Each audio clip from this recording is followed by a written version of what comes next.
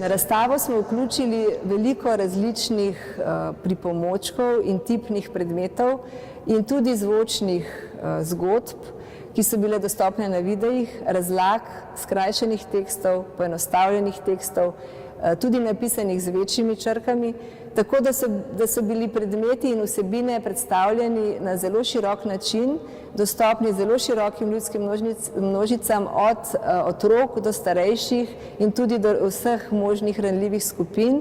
To je recimo primer, kako izgleda slika, če jo zaletimo smolno voščeno maso. To je smolno voščeno masa. Zdaj se bomo pa premaknili še k eni Jakopičevi sliki v naslednji prostor, ki se imenuje Ovčice. Ovčke imajo neko teksturo, da se jih loči od ostalega.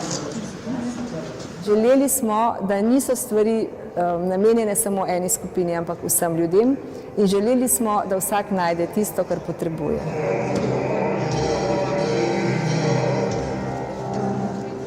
Pred nami je ogromna slika na platnu, višine skoraj 3 metrov in širine dobre 4 metre. Slika je poimenovana Atelje.